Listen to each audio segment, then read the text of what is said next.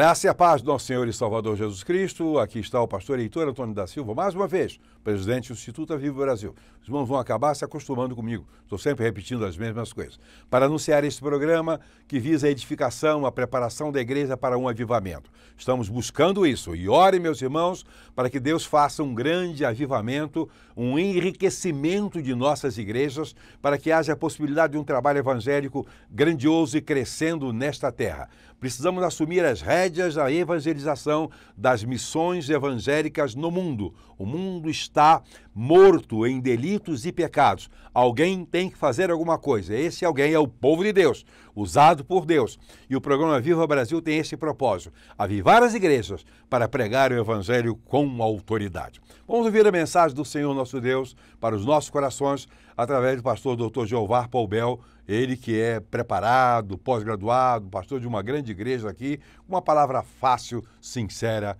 e objetiva. Ouçamos, pois, o pastor Jeovar. Olá, amigos, irmãos, que a graça e a paz do Senhor Jesus, o amor de Deus, o nosso Pai, sejam com vocês.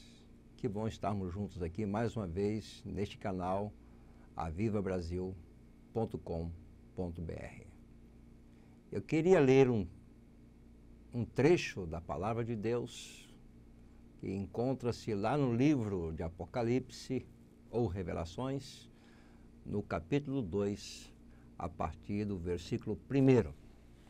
Diz assim a palavra do Senhor: essas são as palavras daquele que tem as 7 estrelas em sua mão direita e anda entre os 7 candelabros de ouro. Conheço as suas obras, o seu trabalho árduo e a sua perseverança. Sei que você não pode tolerar homens maus que pôs à prova os que dizem ser apóstolos, mas não são, e descobriu que eles eram impostores. Você tem perseverado e suportado sofrimentos por causa do meu nome, e não tem desfalecido. Contra você, porém, tenho isto: você abandonou o seu primeiro amor. Lembre-se de onde caiu, arrependa-se e pratique as obras que praticava no princípio. Se não se arrepender, virei a você e tirarei o seu candelabro do lugar dele. Mas há uma coisa a seu favor: você odeia as práticas dos nicolaítas, como eu também as odeio. Aquele que tem ouvidos, ouça o que o Espírito diz às igrejas. Ao vencedor darei o direito de comer da árvore da vida que está no paraíso de Deus. Eu queria falar com você durante alguns poucos minutos sobre este texto que fala acerca do poder do amor, da revolução do amor. E eu creio que Deus tem uma mensagem específica para você. Deus quer falar-lhe ao coração. Essa mensagem ela foi enviada à igreja de Éfeso. Éfeso era uma grande igreja, ou melhor, Éfeso era uma grande cidade ali da Ásia, margeava ali o mar Egeu, hoje fica na Turquia. E ali foi plantada uma grande igreja, uma igreja operosa, uma igreja abençoada, uma igreja abençoadora. E 30 anos depois, as coisas já não caminhavam como o Senhor gostaria. E Deus usa João, na ilha de Pátimos, para que escrevesse essa carta àquela igreja, dando-lhe algumas orientações, dando um recado específico àquela igreja. E eu entendo que esta mensagem também, ela é universal. Ela também é endereçada à igreja moderna, à igreja do século XXI. Lembrando que igrejas são pessoas. A igreja não é um endereço. A igreja não é uma geografia. A igreja são pessoas. Eu quero dizer com isso que Deus quer falar com você, que é a igreja de Jesus Cristo. Não é? Como uma igreja que era tão vibrante, tão operosa, tão fiel a Jesus Cristo, tornou-se numa igreja fria do ponto de vista do amor a Jesus, do amor a Cristo. Uma igreja que foi pastoreada por grandes homens, como o apóstolo Paulo, Apolo, Timóteo, que tornou-se pastor titular daquela igreja, e também alguns autores teólogos afirmam que João, o próprio João, que escreveu o livro de Apocalipse, também pastoreou aquela igreja. Não é? E houve ali, naquela igreja, ricos sinais de avivamento. No início, quando o evangelho chegou a Éfeso, as pessoas, ao ouvirem o evangelho, naquela cidade, vinham publicamente denunciando as suas obras pecaminosas, conforme está lá em Atos, no capítulo 19, versículo 18. As pessoas convertidas do ocultismo queimavam em praça pública os livros de magia. Atos, capítulo 19, versículo também 19. O evangelho espalhou-se por toda a Ásia a partir do testemunho daquela igreja. Por ser Éfeso uma cidade muito importante do ponto de vista comercial e cultural naquela época. Era uma igreja, sem dúvida alguma, missionária. E Jesus tinha uma mensagem para essa igreja. E como eu disse, é uma mensagem para nós hoje também. O início do capítulo 2 de Apocalipse, a gente vê aqui a aprovação de Jesus. Jesus começa falando que amava aquela igreja. Ele começa a tecer elogios a ela. Não é? Mas ele começa inicialmente declarando que ele é o Senhor da igreja, que ele é o dono da igreja, que é ele quem credencia a igreja, é ele que opera na igreja e que a igreja é dele, é propriedade dele e que ele a governa pela ação do seu Santo Espírito. Ele visita a sua igreja e a sonda profundamente, conforme está aí dos versos 1 ao 3.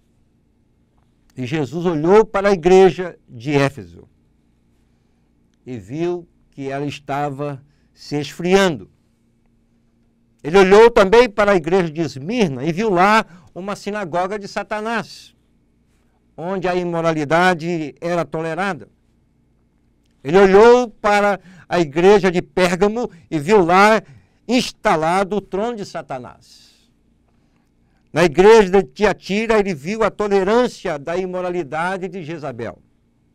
Ele olhou para a igreja de Sardes e viu que as suas obras não eram íntegras. Ele avisou a igreja de Filadélfia que tinha posto diante dele uma porta aberta. Ele alertou a igreja de Laodiceia que estava a ponto de vomitá-la da sua boca. O que é que Jesus está vendo em nossa igreja hoje? O que Jesus está vendo em você, crente no Senhor Jesus? O que Jesus está vendo em você que é líder, você que é pastor, missionário, missionária, você que frequenta aos templos, pelo menos dominicalmente, o que Jesus está vendo em você? Então Jesus, como eu disse, ele começa elogiando a igreja de Éfeso. Uma igreja, segundo Jesus, envolvida na obra de Deus. Éfeso era uma igreja operosa, uma igreja ocupada no serviço de Deus. Era também uma igreja perseverante nas tribulações, diz o texto, nos versos 2 e 3. Porque Éfeso era um dos centros de adoração ao imperador. E boa parte dos habitantes daquela cidade mexiam com artes mágicas. Também havia naquela cidade uma profunda reverência à deusa Diana, a grande deusa dos Efésios. Isso quer dizer que ser crente, cristão naquela cidade não era nada popular. A igreja era duramente perseguida. Os crentes eram desprezados em público. Eles eram caluniados em sua vida privada. Apesar de toda essa pressão, os crentes mantinham-se firmes e fiéis a Jesus Cristo. Ninguém podia deter aquela igreja. O sangue dos mártires é a sementeira do Evangelho. Quantos crentes padeceram naquela cidade? Uma igreja verdadeira em suas doutrinas. Como diz o versículo 2 e o versículo também 6, você pode conferir quando você puder e quiser. Paulo havia advertido, lá em Atos, capítulo 20, nos versos 29 e 30, havia advertido aqueles presbíteros daquela igreja de Éfeso a respeito dos lobos que penetrariam no meio do rebanho e também que no meio do rebanho se levantariam homens pervertidos ensinando heresias, como aconteceu, não é? A seita dos nicolaítas, que ensinavam que a alma pode ser salva, mas o corpo não. Então, você poderia praticar o pecado da imoralidade sem nenhum prejuízo à fé. Uma tremenda aberração, não é? Mas essa mesma igreja, ela recebeu uma acusação formal de Jesus. O versículo 4 está aí. Uma igreja que perdeu sua paixão por Jesus. Cabe aqui uma pergunta a você. Você é uma pessoa apaixonada por Jesus? Você sabia que o maior mandamento da Bíblia é amarás o Senhor, seu Deus, de todo o seu coração, de toda a sua alma, de todas as suas forças e com todo o seu entendimento? Esse é o maior mandamento de todos. Esse é o principal mandamento da Bíblia. E o segundo é semelhante ao primeiro: amarás o teu próximo como a ti mesmo. Mas, meus amigos, meus irmãos, se nós não amarmos a Jesus intensamente, nada que fizermos para Ele ou por Ele vai tocar o seu coração, vai aplacar a graça de Deus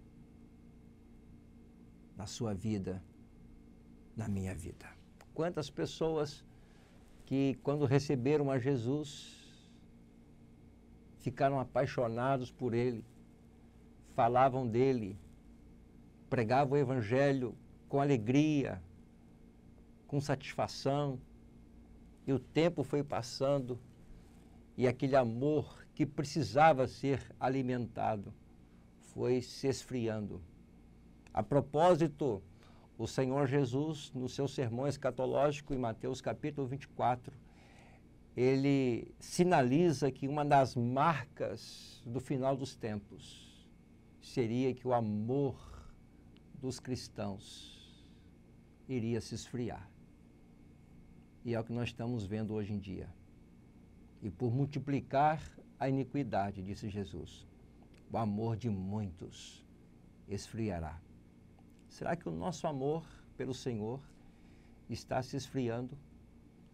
Será que a gente não tem aquela paixão mais? Será que a gente não se emociona mais? Eu pregava alguns dias atrás e eu falava sobre isso. E a gente vê que quando aquelas pessoas que vão no estádio de futebol e quando o seu time faz um gol, aquelas pessoas se emocionam, elas choram, elas se abraçam, algumas se beijam, mesmo sem conhecerem. Elas se emocionam, elas choram. Deixa eu lhe fazer uma pergunta, você que é cristão. Quando uma pessoa se converte na sua igreja, quando a pessoa vai à frente aceitando o apelo do Espírito Santo, você se emociona? Você dá glória a Deus por aquele grande milagre? Ou será que nem isso mexe mais com o seu íntimo, com a sua emoção? Penso eu que a igreja de Éfeso, que era uma igreja muito operosa, uma igreja doutrinariamente firme, uma igreja que trabalhava, uma igreja missionária, mas só que ela estava fazendo aquilo por fazer. Eu chamo isso de religião. Religião. Quando começamos a fazer coisas para o Senhor, mecanicamente, isso se torna uma religião para nós. Deus quer que façamos com amor. Paulo, escrevendo a sua primeira carta aos Coríntios, no capítulo 13, ele chega a dizer o seguinte: ainda que você dê o seu corpo para ser queimado, mas se você não fizer por amor, o seu sacrifício teria sido em vão. Ainda que você pegue todos os seus bens, venda tudo e doe o dinheiro para os pobres, mas se você não fez isso por amor, aquela ação sua não terá nenhuma recompensa diante de Deus. Tudo que você fizer para Deus, você precisa fazer com muito amor, reconhecendo o amor que Deus teve e tem por você. Jesus declara àquela igreja: vocês abandonaram o primeiro amor, aquela paixão, aquela vibração que vocês tinham no início, aquele fervor, aquele fogo no coração, já não existe mais. Será que eu estou falando para alguém assim, que está na igreja, mas que perdeu todo aquele fervor, aquele amor que era marcante, aquele amor que era revolucionário, aquele amor que o impulsionava a fazer as coisas para Deus? Se foi, e você tornou-se num crente que eu costumo chamar de SSS. Você conhece um crente SSS? O que é um crente SS?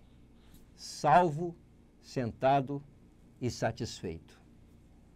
Ele vai ao templo, participa dos cultos, entrega o seu dízimo, ou quem sabe a sua oferta missionária, e volta para casa, e retorna só no domingo seguinte, para ser simplesmente um telespectador,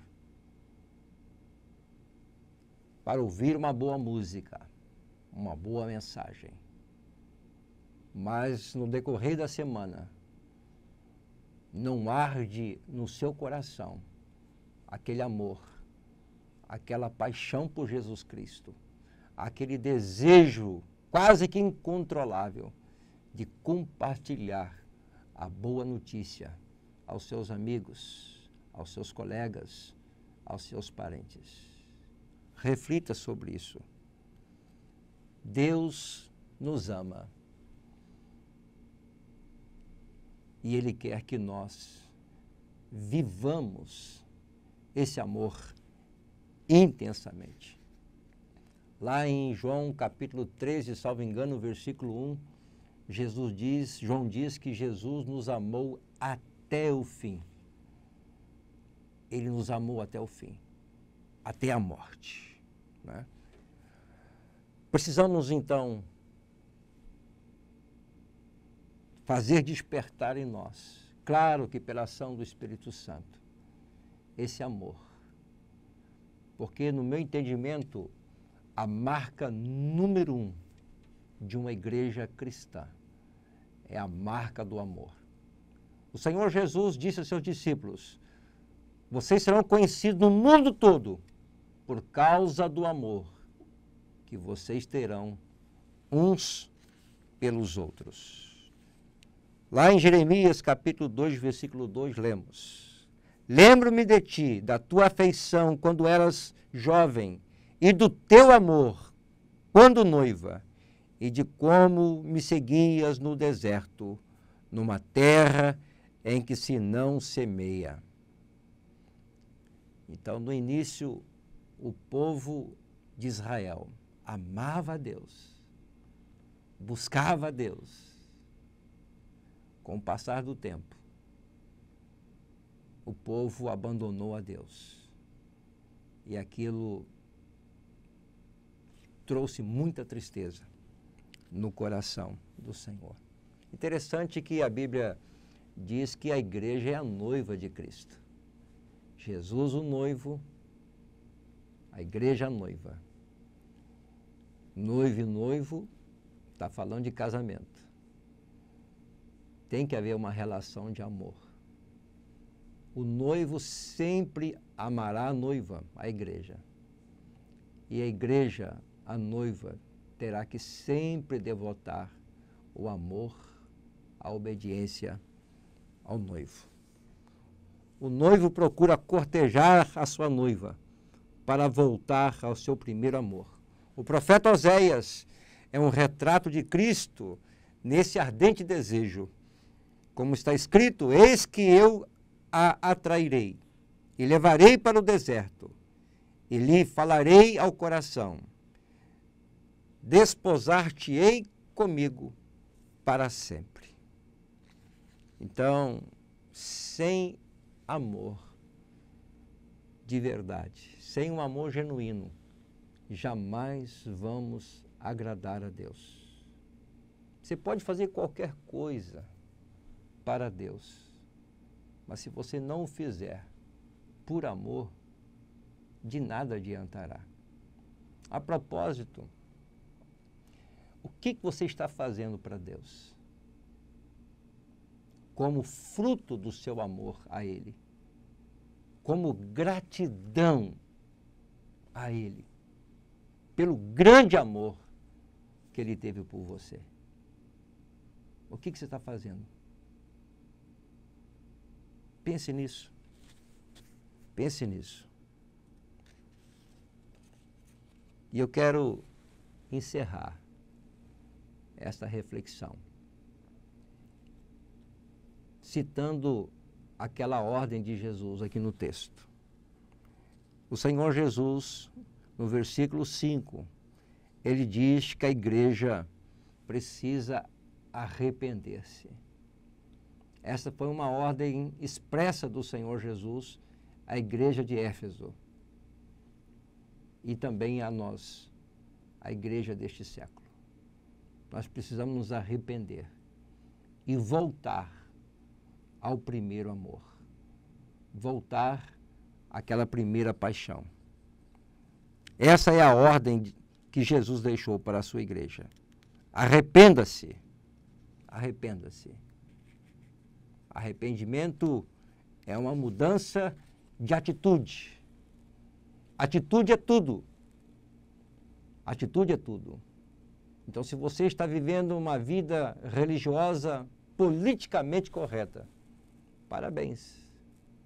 Continue. Mas nunca se esqueça que você precisa amar o Senhor. Quando você começar a amar o Senhor intensamente, você vai começar a amar as pessoas à sua volta. Há muita gente precisando ser amada pela igreja, por mim e por você. Se é o seu caso, se você já não tem mais aquele amor no coração, se o amor esfriou, peça perdão a Deus, agora mesmo. E volta ao primeiro amor. Volta àquela primeira paixão. Volta a ser aquele cristão que trabalhava com alegria, com prazer para o Senhor. Que Deus nos abençoe. Amém. Tendo recebido a mensagem de Deus, através do pastor Jeová Paubel, volto a insistir pela divulgação, volto a insistir pela oração, volto a insistir que os irmãos peçam a Deus que nos deem condições de irmos para a TV aberta com este programa, visando alcançar o máximo de irmãos e também levar a mensagem de salvação aos corações que necessite. Portanto, na próxima sexta-feira, estaremos aqui com outro programa para a nossa edificação. Que a graça e a paz do Senhor Jesus Cristo estejam com todos, com a sua família, com as suas igrejas, com os amigos, enfim, para que todos desfrutem a paz e a vida eterna com Cristo. Até a próxima sexta-feira e que Deus a todos abençoe.